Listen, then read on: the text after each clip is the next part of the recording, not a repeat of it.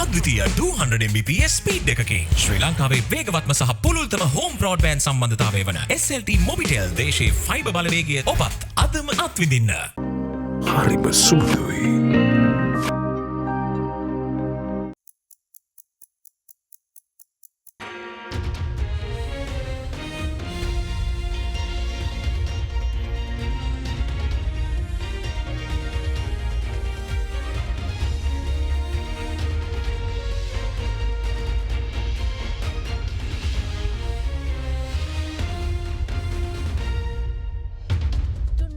On First at 9, this Friday, the 7th of April 2023. Sharp increase.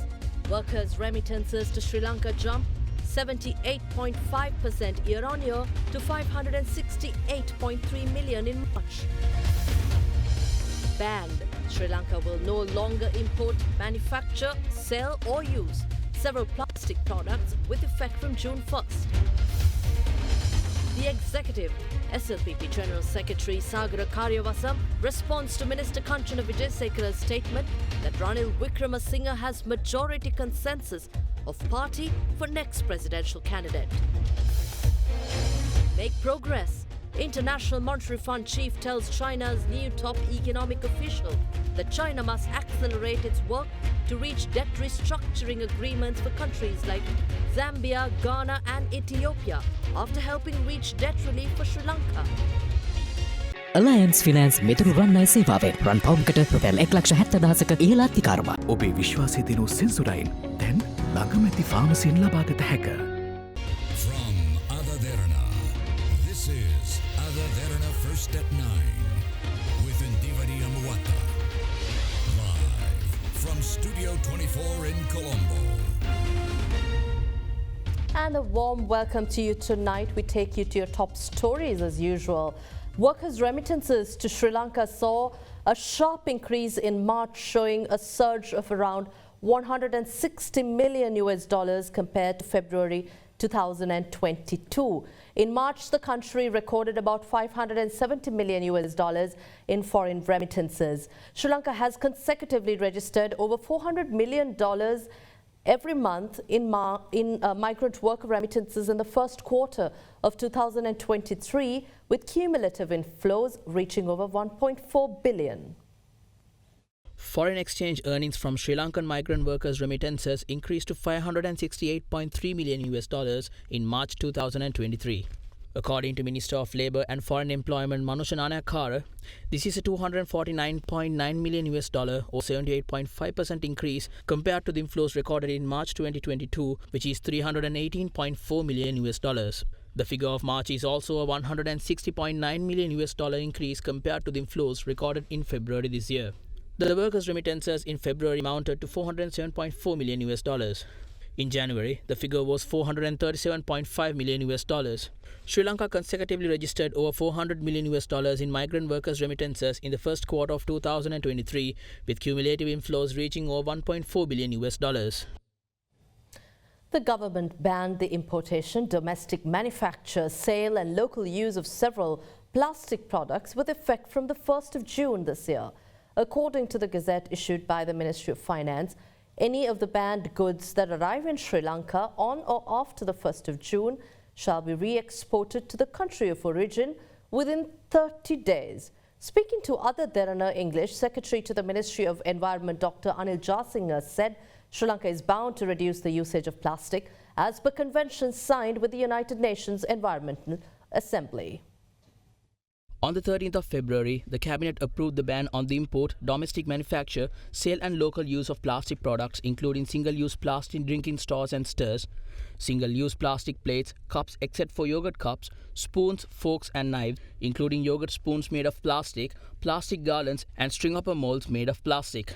The decision was made following the recommendations made by an expert committee that was appointed to examine the importation, domestic production, sale and local use of 7 single-use plastic and polythene products during a cabinet meeting held in August 2021. Today, the gazette banning the products was issued by the Ministry of Finance. According to the gazette signed by President Ranil Wickremesinghe in his capacity as the Minister of Finance, if any of the banned goods arrive at any CEO airports of Sri Lanka on or after the use of 1st of June, it shall be re-exported to the exporting country within 30 days of the date of arrival of such goods. Some of these single-use plastics, whether we like it or not, we have to restrict, we have to ban, otherwise you can't collect some of them. PET bottles, yes, you can collect them if you are organized, but then small items you can't do that. In due course, regulations will be published, gazetted, and then of course those items will not be available in the market. Sri Lanka has signed on conventions. The last UNIA, there was a convention with certain legal binding process, and now that will be taken up by the UNIA experts. We have signed on those conventions, so therefore we are bound to work on these things. Speaking further, the Environment Secretary also explained other measures the ministry is taking to reduce the use of plastics in Sri Lanka.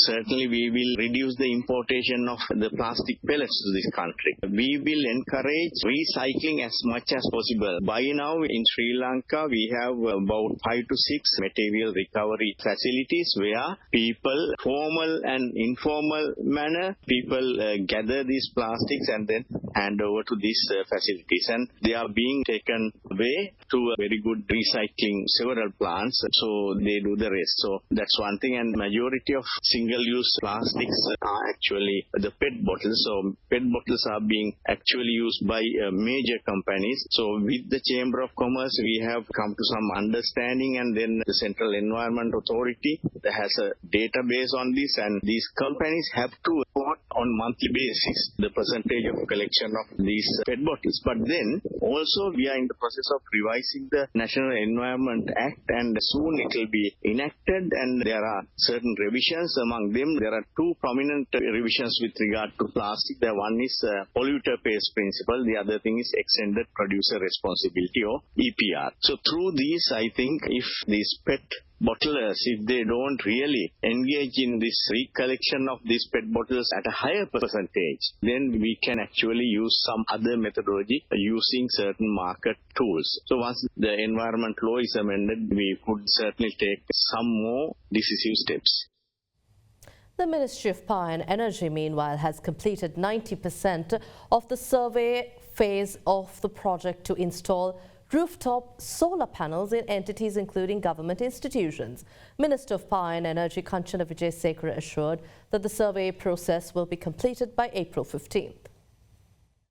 In June 2021, India extended a $100 million line of credit to help Sri Lanka finance projects in the solar energy sector, and also to expedite the process of fulfilling 70% of the country's power generation via renewable energy sources by 2030. This agreement, signed between the Sri Lankan government and the Export-Import Bank of India, was exchanged by the High Commissioner of India to Sri Lanka Gopal Bagle and the former Secretary to the Treasury S.R. Atigala in the presence of former President Gotabaya Rajapaksa. Last year, Minister of Power and Energy Kanchana Wijesekara said the ministry will use the $100 million Indian credit facility to fix rooftop solar panels at government institutes and religious places.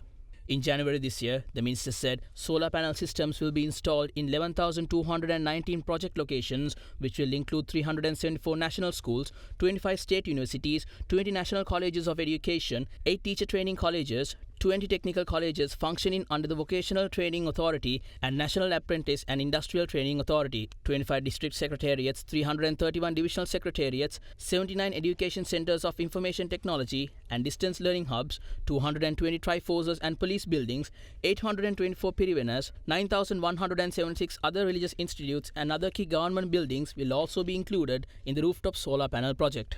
Wijesekara also said that a separate program is implemented by the respective provincial councils and the Ministry of Health to include all provincial schools and hospitals in a rooftop solar panel program. By the end of January this year, the ministry had completed the survey process of an estimated 800 sites.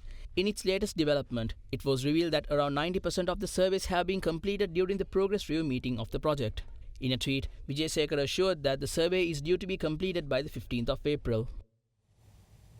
General Secretary of the Sri Lanka Podujana Peramuna Sagara Karyavasam says his party has not made a decision with regard to the next presidential candidate. He made these comments at today's SLPP media briefing in response to a question raised on a statement by Minister Kanchana Wijesekara that a majority of SLPP parliamentarians are of the view that Ranil Wickremesinghe should be the next president. Karyavasam also said it is too early to announce their candidate for an election that will be taking place in November next year. Kanchana Wijesekara අමාත්‍යවරයා සඳහන් කරලා තිබුණ එක්වන්නේ වැඩසටහනකදී මේ ශ්‍රී ලංකා පොදු ජන පෙරමුණේ මීළඟ ජනාධිපති අපේක්ෂකයා රනිල් වික්‍රමසිංහ වත්මන් ජනාධිපතිතුමා කියලා. පක්ෂේ ලේකම්තුමා විදියට ඔබතුමාත් ඉන්නේ මතයේද? ඔබ කියපු ආකාරයට නෙමෙයි පළමුව කාංචන විජේසේකර අමාත්‍යවරයා ප්‍රකාශ කළා තිබුණේ. ඔහු කියලා තිබුණේ රනිල් වික්‍රමසිංහ මහතාගේ නමත් සලකා බලන්න සුදුසුයි කියන එක. ඉතින් අපි මේ වනතෙක් නම් කිසිම ආකාරයකින් මීළඟ ජනාධිපතිවරණයේ අපේක්ෂකයා සම්බන්ධයෙන් තීරණයක් අරගෙනත් නැහැ. එවැනි සාකච්ඡාවක් කළත් නැහැ. එවැනි දෙයකට අවශ්‍යතාවයක් නැහැ. මොකද මීළඟ ජනාධිපතිවරණය තියෙන්නේ 2024 නොවැම්බර් මාසයේ කිට්ටුව. ඒ කියන්නේ අපිට අවුරුදු 1මාරකට වඩා වැඩි කාලයක් තියෙනවා ඊළඟ ජනාධිපතිවරණය සම්බන්ධයෙන් අපේ අපේක්ෂකයා ගැන තීරණයක් ගන්න. ඉතින් අපි එවැනි තීන්දුවක් අරගෙනත් නැහැ. පක්ෂය එහෙම කිසිදු තීරණයකට එළඹිලත් නැහැ. ඒක අපේ පක්ෂය අවශ්‍ය වෙලාවට මේ රටට සුදුසුම් පුද්ගලයා සම්බන්ධයෙන් අවශ්‍ය තීරණය ගන්නවා. Opposition leader Sajid Premadasa claims that a knowledge-based economy should be developed in order to resurrect the economy. He further pointed out that there should be a positive change in Sri Lanka's outdated and stagnant education system. The opposition leader made these claims addressing a public gathering in the Udamattala area today. රට ගොඩ එන්නට නම් දැනුම කේන්ද්‍ර කරගත් ආර්ථිකයකට අපි යන්නට ඕන. In order to resurrect the country, we should develop a knowledge-based economy. The information technology revolution that many are talking about has not become a reality except for a small number of schools in this country's education system. It is only a facade. The education system of this country is outdated, old and stagnant. There should be a positive change in this education system. An English language-centric education should be carried out in all 10,150 schools in the country. The syllabus of the education system of this country should be changed completely. The syllabus has to be reconstructed, giving priority to sectors such as science, technology, English, engineering, mathematics, medicine, management sciences and environmental sciences. Many developed countries in the world are making rapid progress in development. What is the reason behind this? That is because they have modernized their education system. The construction of ports, airports and factories is definitely an important factor in the development of a country. I don't deny that. But our country does not show that much of interest towards the development of education. අධ්‍යාපන සංවර්ධනය වෙනුවෙන් මේ වගේ උනන්දුවක් අපේ රටේ නැහැ. Now, responding to claims, allegations levelled by various parties against the new anti-terrorism bill, President's Director General of Trade Union Saman Ratnapriya says that even the existing provisions of the Public Security Act allows for the ban of protests carried out without adhering to the law. Addressing media today, he said that the government will not use the law for irrelevant matters. මේ ගෙනල් තියෙන ත්‍රස්ත විරෝධී පනත මේ මෑත අපි දන්න ඉතිහාසයේ ලෝකෙ ඉදිරිපත් වෙච්ච භයානකම මේ පනතට අනුව ඕනෑම සංවිධානයක් එක රැයකින් ජනාධිපතිට ත්‍රස්තවාදී සංවිධානයක් කරන්න පුළුවන්. ඒ ත්‍රස්තවාදී සංවිධානයක් කරපු සංවිධානයක් වෙනුවෙන් කවුරු හරි පෙනී ඉන්නවනම් ඔහු ත්‍රස්තවාදී කරන්න පුළුවන්. මේ පනත ක්‍රියාත්මක වුණොත් ඉතාම පැහැදිලිව මේ රටේ කිසිදු ජනතාවකට මේ ආණ්ඩුවේ කිසිදු ක්‍රියාමාර්ගයට එරෙහිව එක වචනයක් හොල්ලන්න බැරි වෙනවා. නිසා මේක ඉතාම පැහැදිලිව ප්‍රතිත්‍රස්ත පනතක් නෙවෙයි ආණ්ඩුවේ ත්‍රස්තවාදී පනත. However, President's Director General of Trade Unions Saman Ratnapriya denied the allegations levelled by the trade unions.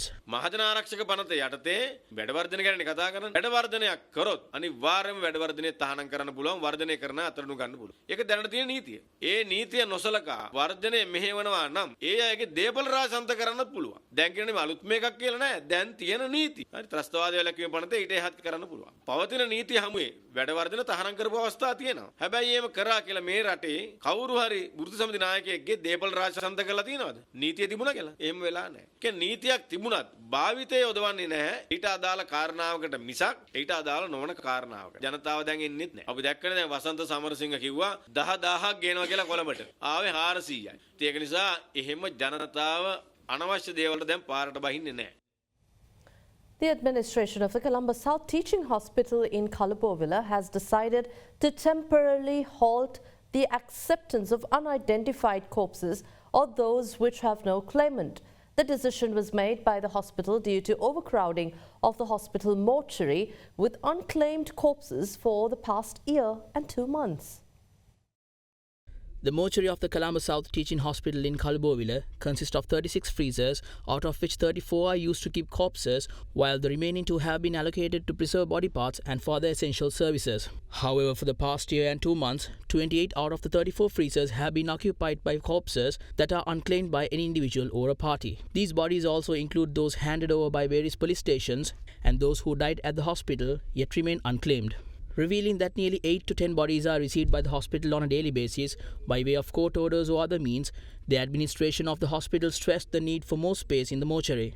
The administration identified that the main reason for the pile-up of such bodies is the fact that the police do not conduct the required post-mortem examinations. In this backdrop, the Judicial Medical Officer of the Kalubowila Teaching Hospital has informed the officers in charge of all relevant police stations through the director of the hospital that no unidentified bodies or those without a claimant brought by the police will be accepted by the hospital for a temporary period of time. Well, China's Xi woos French president to counter the United States. We'll find out when we return after this short break.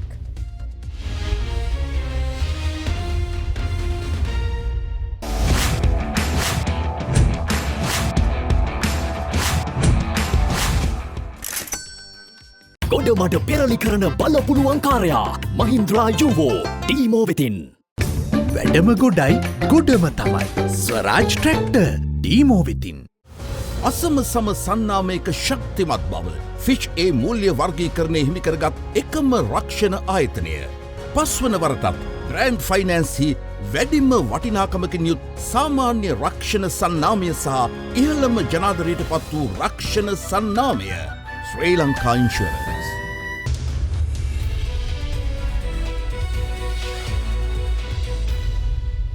Welcome back. We take you to business news now. Indian Oil Corporation subsidiary in Sri Lanka, Lanka IOC, has suspended the fuel supplies to 26 filling stations across the country. The decision has been made by the company as they have continuously failed to adhere to fuel quotas under the QR code system. Recently, the Ministry of Power and Energy took measures to suspend licenses of 40 filling stations for the same reason, following a decision taken at a progress review meeting chaired by the minister himself.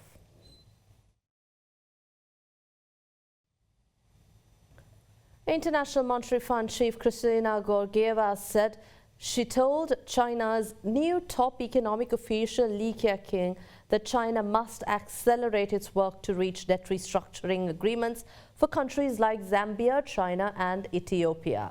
Georgieva, who met with Li and other top Chinese officials during a visit to China last month, said she found Li very approachable and pragmatic, and he assured her that he wants China to play a constructive role in resolving debt relief cases. The United States and other Western countries have faulted China for causing delays in setting up restructuring agreements for heavily indebted countries that have asked for help under the common framework set up by the group of 20 major economies. Georgieva noted China had been helpful in reaching a debt relief deal for Chad and also for Sri Lanka, as the country was eligible to help under the G20 framework, and she encouraged China to show progress on other cases. Georgieva also said that about 60% of low-income countries are already in or at risk of debt distress, and that about 25% of emerging economies are at high risk and facing default-like borrowing spreads. The IMF this week said rising geopolitical tensions and the resulting fragmentation of the global economy could increase financial stability risks, reducing cross-border investments, asset prices, payment systems, and banks' ability to lend. China's Xi Jinping has given French President Emmanuel Macron an unusually lavish welcome on a state visit, which some analysts see as a sign of Beijing's growing offensive to woo key allies within the European Union to counter the United States. Now, the two leaders visited southern China together, where Macron was due to drink Chinese tea with Xi in a former residence of his father in the city of Guangzhou, capital of the economic and manufacturing powerhouse of Guangdong province. Macron travelled to China with European Commission Chief Ursula von der Leyen, both pressuring China on Ukraine, but failing to wrest any public shifts in position from Xi. Still, Macron was given the full red carpet treatment. And Christian devotees across the globe and in Sri Lanka today commemorated Good Friday, remembering the crucifixion of Jesus Christ.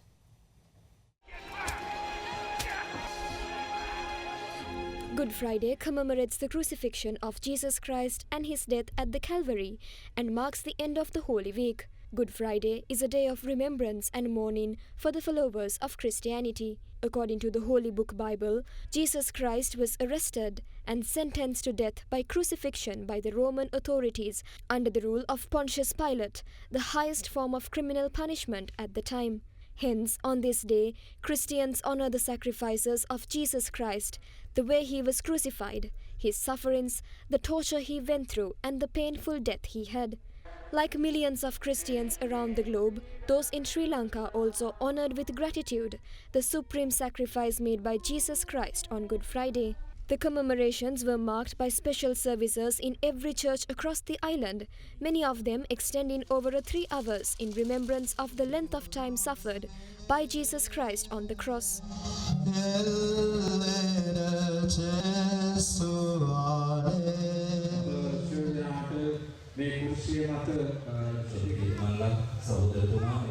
Further, special security measures were also in place near the churches throughout the day. Meanwhile, the main service on Good Friday, presided over by His Eminence Malcolm Cardinal Ranjit, was held at St. Lucia's Cathedral in Kotahena.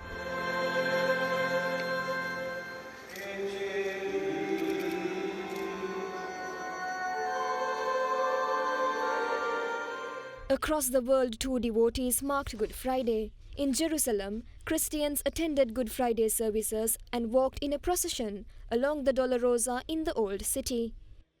In the Philippines, 8 Filipinos were nailed to crosses to reenact Jesus Christ's suffering in a gory Good Friday tradition that drew thousands of devotees and tourists, despite the act being rejected by the Catholic Church.